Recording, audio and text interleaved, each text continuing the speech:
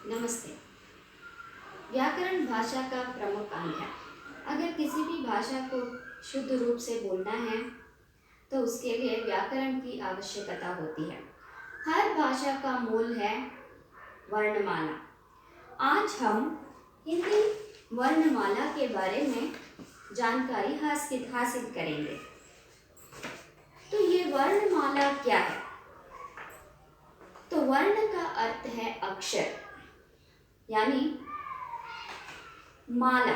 माला का अर्थ है वर्ण को सही क्रम से लिखना। तो अर्थात वर्णमाला, इसका अर्थ है वर्णों के क्रमबद्ध समूह को वर्णमाला कहते हैं। मैं फिर से दोहराती हूँ, वर्णमाला का अर्थ है वर्णों को सही क्रम से लिखना, यानी व्यवस्थित ढंग से लिखना ही वर्णमाला कहलाता है। तो इस वर्णमाला के दो भेद हैं, एक है स्वर और दूसरा है व्यंजन। तो हिंदी में 11 स्वर है, जो इसे अंग्रेजी में वोवेल्स कहा जाता है। तो वे कौन कौन से हैं?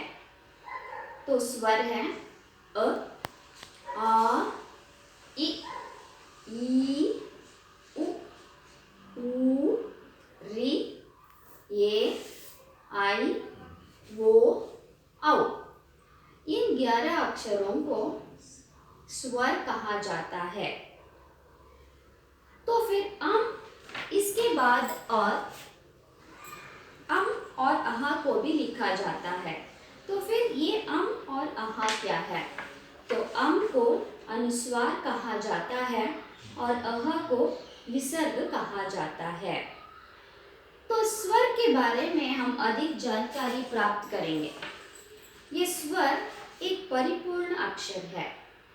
तो इसके उच्चारण में हमें किसी भी व्यंजन या किसी भी वस्तु की या किसी भी चीज की या किसी की स्वर की मदद लेनी नहीं पड़ती, इसलिए इसको पूर्ण अक्षर कहा जाता है। तो फिर ये व्यंजन क्या है?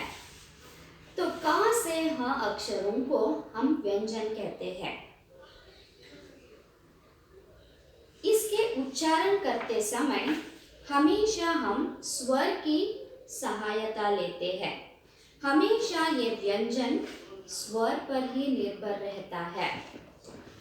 तो उदाहरण के लिए, जब हम क का उच्चारण करते हैं वहां पर हम अ की ध्वनि सुन सकते हैं। जब हम का इसका उच्चारण करते हैं वहां पर हम आ की ध्वनि सुनते हैं। गी मैंने उच्चारण किया तो वहां पर ई की ध्वनि सुनते हैं। मी तो वहां पर ई की ध्वनि सुनते हैं। पु वहां पर ऊ की ध्वनि सुनते हैं। सू वहां पर ऊ की ध्वनि सुनते हैं। स्रु वहां पर री की ध्वनि सुनते हैं।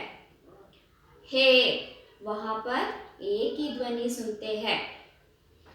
पै वहां पर आई की ध्वनि सुनते हैं।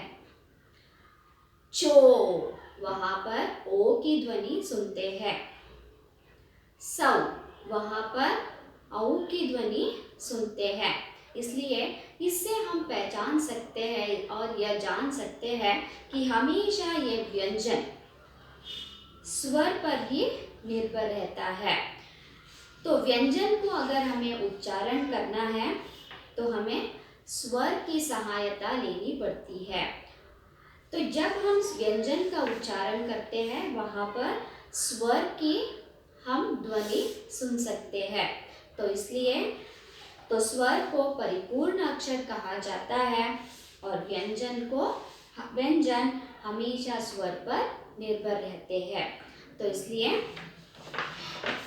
हमें हमेशा वर्णमाला को, किसी भी भाषा में वर्णमाला को अच्छी तरह से सीख लेना चाहिए, क्योंकि यही भाषा का मूल है।